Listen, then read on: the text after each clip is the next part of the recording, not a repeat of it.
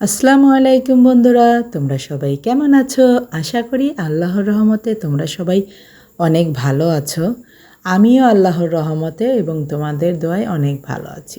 তো বন্ধুরা, খুব বেশি একটা ভালো আছি তা না, চারিদিকে যে অবস্থা, এই অবস্থায় আর কতটা বেশি ভালো থাকা যায়। সারা দিনই আসলে একটা টেনশনের মধ্যে থাকতে হয়।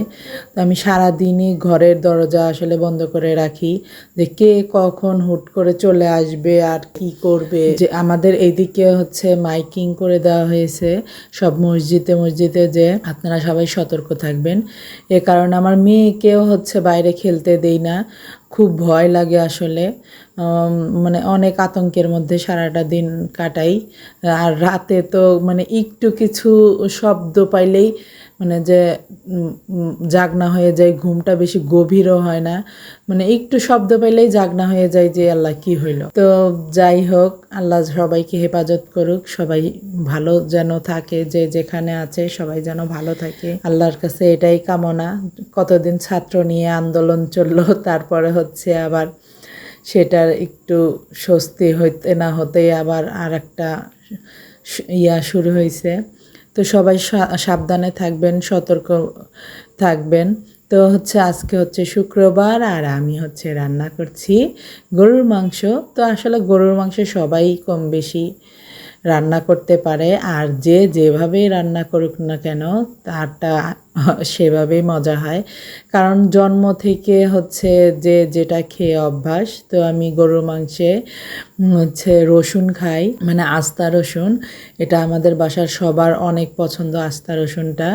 তো আমি প্রথমে সব রকমের মশলা কষিয়ে নিয়েছি, তারপরে হচ্ছে মাংসটা দিয়ে দিয়েছি। মাংসটা ভালো করে একটু কষিয়ে নিয়ে তারপরে হচ্ছে আমি মানে বেশি কষানো না, একসাথে গরুর মাংসের সাথেও রসুনগুলো দিয়ে দিলে হয়, বা আবার একটু পরে দিলেও হয়।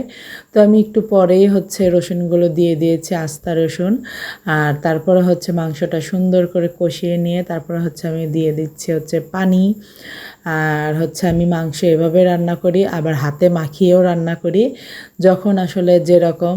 আর যখন আমি টাইম থাকে হাতে, তখন আমি হচ্ছে মাংসটা মাখিয়ে রাখি ভালোভাবে, ওটাও অনেক মজা হয়। আবার এটাও আজকে মাংসটা অনেক মজা হয়েছিল খেতে, একটু ঝাল বেশি হয়ে গিয়েছিল আজকে। তো রান্না করতে করতে সবারই আসলে, আমার সবার হয় কিনা জানি না, কিন্তু আমার এক একদিন এক এক রকম হয়ে যায়।